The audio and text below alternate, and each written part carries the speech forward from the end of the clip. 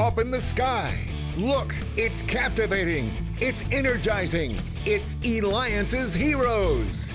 Eliances is the destination for entrepreneurs, investors, CEOs, inventors, leaders, celebrities, and startups, where our heroes in business align. Now, here's your host flying in, David Kogan, founder of Eliances. That's right, and there's nobody else you should be listening to right now except me. And the reason being is because we unlock the secrets of our heroes, entertainers, business people, and so much more. Later on in the show, we've got Griffin Thal. He is the co-founder of Pura Vita Bracelets. What happened? Well, he ended up selling it to Vera Bradley for $75 million. And later on, we're going to have Ferenc Toth, financing expert, also an Eliances member, so you're going to be able to reach and listen to him about some of the incredible secrets in regards to investing. But let's get started with our next hero. That's right. All right. First of all, you're going to go and you're going to see him on our website at Eliances.com. That's Eliances.com. Because when you see a picture of him, you're going to go, I know that guy from somewhere. Well, of course you do, because he's been in a gazillion different movies, TVs, and so much more. He's an actor, Birth of a Nation, and author. Are you ready for this? Shut up. I'm talking. And you can reach him at jasonstuart.com. Jason, welcome to the show. First of all, I just saw recently, too, a clip online where you played opposite Keanu Reeves and other actors. Tell me about that. And also, too, I saw you give him a big hug on stage. Wait. Well, I'm also a comedian, so I tend to not know where the line is. But sometimes Keanu Reeves and I were on a show called Swedish Dick. I was a guest star, and he had an arc on it. And he was so sweet and so kind, and he was actually nervous when we did the show. It stars Peter Stormare, and you've seen him in all the Coen Brothers films, and he's in John Wick and all. He's an incredibly prolific character actor, really prolific, with a lot of incredible studio films. And I was offered that after Birth of a Nation, playing this sort of mafia congressperson. And then when we were rehearsing, I said to Keanu, I'm going to hug you here. And he says, great, let's go over here and work it out. He was like a little nervous because he's used to working in movies, and he's not really used to working in on television where everything is really, really fast.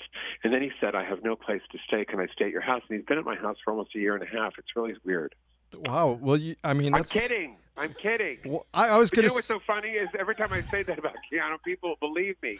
You know what? They're going to start knocking on your door. They're going to say, "Where is he? What are you going to say?" Well, who knows? That's awesome. His motorcycle's out front. Right. That's awesome. And you also, too, okay, so you talked about, you're an actor, also, too, a comedian and stuff. Talk to us about the transition of being able to do both and being so versatile in so many roles. The thing is, Jason, you've played how many different roles? First of all, how many different roles? Well, according to IMDb, it's close to around 150, but it's really a little more, probably 160 or 70. But what's interesting, because there's a lot of things that didn't get on there in my early days, but what's really interesting about all of that is that's the way I was trained as an actor. I was trained to be a character actor. My favorite actor is Dustin Hoffman, and when I was a kid, that's what I wanted to be. I loved the character actors, Geraldine Page, Morgan Freeman, Lee Grant, Maureen Stapleton, J.W. Walsh, Paul Giamatti, Steve Buscemi. That's why I love those guys. And when you grow up being a gay guy in the 80s and no one lets you work and no one lets you sort of come to be yourself as a person, I didn't have this voice. I didn't have this gravitas as a person. I was just trying to figure out who I was. So I always feel like I'm catching up, and I'm still, trying to get to the point where I can be offered those kind of roles. I've been lucky with a couple, but, I hope there's still some more for me. Oh, I'm sure there's a ton, and after they listen to this interview, there's going to be even a ton more. You know that, right? Because you're listening. You're listening to me, David Kogan, host of the Eliances Hero Show. Make sure you go to Eliances.com. That's Eliances.com. It is the only place where entrepreneurs align, and we have with us Jason Stuart. You can reach him at jasonstuart.com, or, of course, we'll have it on our website, Eliances.com. So, Jason. And my last name, just so people know, is called Stuart, Stuart, so people know, not the other way. Right, got it. Jason Stuart. That's right. You know what? Here's the thing, Jason. Shut up. Yeah. I'm talking coming out in Hollywood and making it to the middle. Now, talk to us about that because you decided to write a memoir. Why? Well, a year ago, I had been on Facebook doing some social media for a movie that I was doing. And, well, no, I'm sorry, it was around 2 years ago now.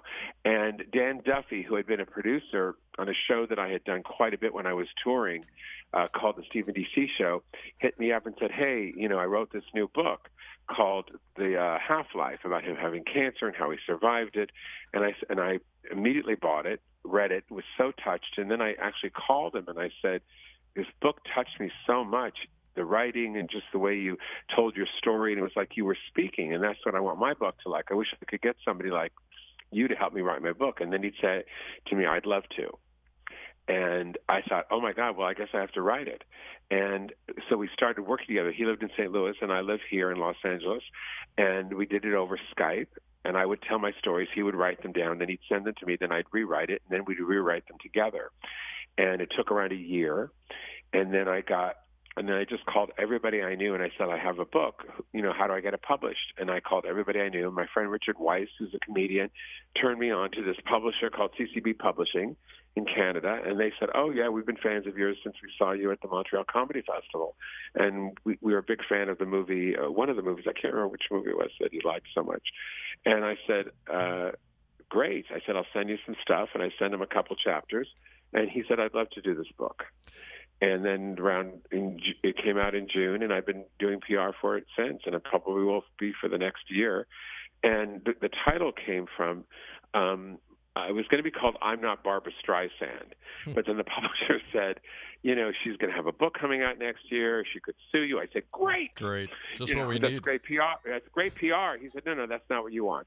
So, and I called my mom. I said, Mom, they won't let me use that title. And I have this whole forward about how I went to see Funny Girl as a kid and how she changed my life. It's so positive. And she goes, hey, she said, well, this is what I think you should. I said, Mom, I'm so sad. I said, well, this is what. She said, shut up, I'm talking. Wow. Man. And that's how I got the name of the book. Jason, what kind of advice do you have for children that are out there that want to get into the acting? I mean, everybody looks at Hollywood as being the most glitz and glamorous and I mean, the ones that, that trying to break into it and stuff of that. And, a lot of kids, right, watching all this TV and stuff, they're like, oh, yeah, this is definitely what I want to do. What's some of the secrets, though, to be able to really break into it?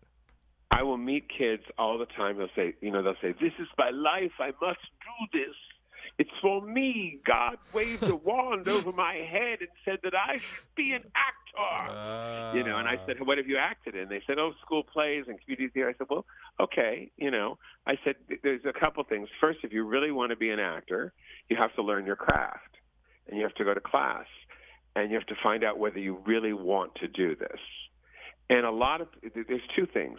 There's a lot of people that see what's in front, and they just want to be in show business. They love the entertainment business, but they only can see, the actors in the film or the TV show or the stage play that they're watching, and they don't see all the hundreds of other people. I remember Nate Parker said to me on Birth of a Nation, he said, there's 400 people that made this movie.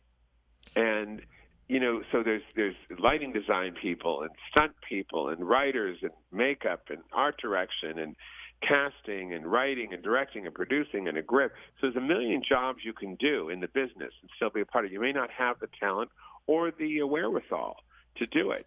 And I will quote my gal Barbara Streisand in an article I read, and I'm paraphrasing it.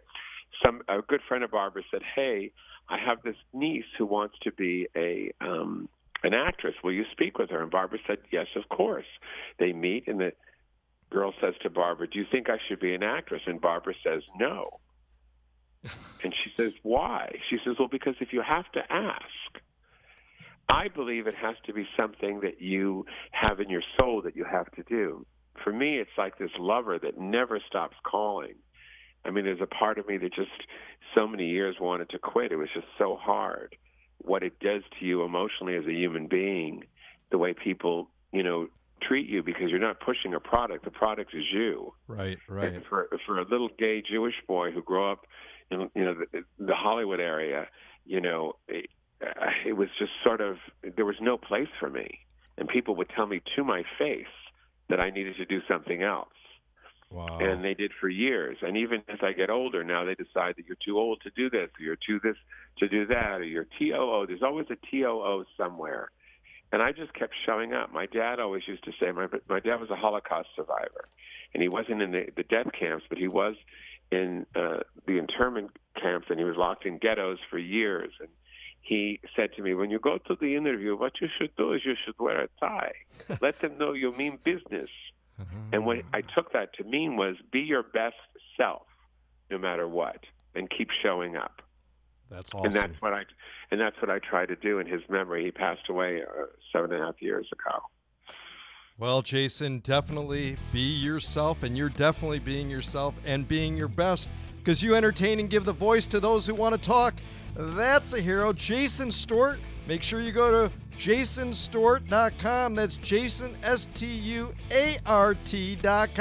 This is David Kogan with Eliances, and when we return, we're going to be interviewing Griffin Thal.